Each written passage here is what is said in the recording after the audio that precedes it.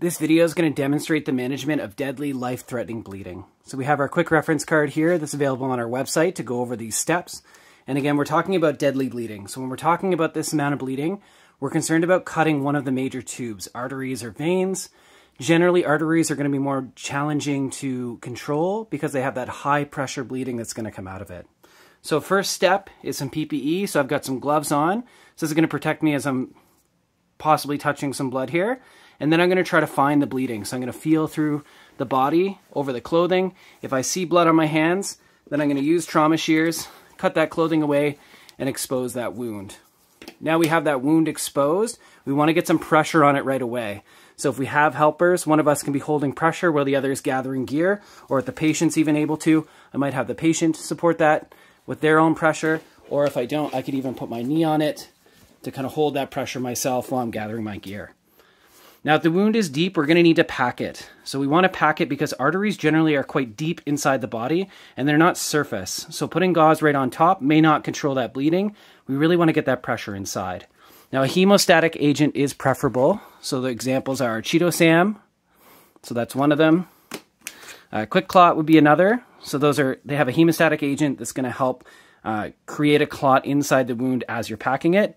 If you don't have that, you can use compressed gauze. So this is regular gauze, vacuum sealed, so you get a ton of it in a really small package.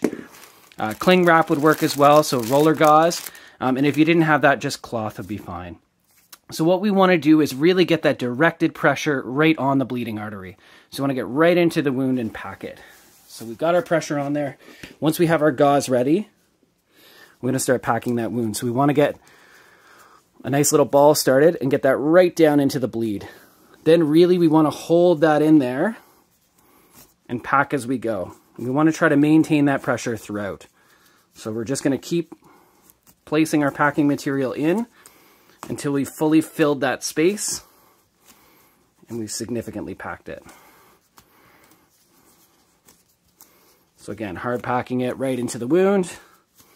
And this can be your hemostatic agent or your gauze. Once you have it in there, take the rest of it on top. And then we're going to hold really good pressure. And again, if we have no reason to be doing anything else urgent for life-saving measures, it'd be best just to stay here and hold this for a good 2 to 3 minutes.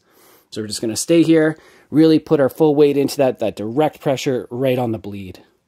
Now, if for some reason we need to leave, or once we've done that direct pressure for a good 2-3 minutes, and we want to attach this, we're going to create a pressure dressing. So to create that, we can use something like the Israeli type dressing. There are other varieties like the Olays. So this is basically a elastic wrap with an abdominal pad attached to it with some sort of pressure bar clip thing that's going to increase the pressure right over the wound. So that's one product.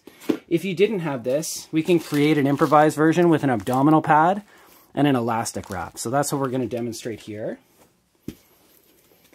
So we've, again, exposed our wound. So we're seeing where the bleeding is. We're going to put our abdominal pad on top, and then we're going to wrap it with our elastic wrap.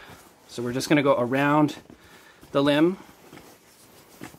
And really, we want to get good pressure on this as we go. Okay, so that holds the gauze in place and really gets that pressure. And now to direct that pressure rate on the wound, as we go over top, we're going to turn it to narrow it right over where the bleeding is. So again, keeping it flat, turn it and narrow it where the bleeding is. Keep it flat and then narrow it. And then at the end, we can take the excess and tuck it in there. And again, now we want to reassess this bleeding to make sure it's not pouring out. So we want to check around it, make sure there's no blood coming out.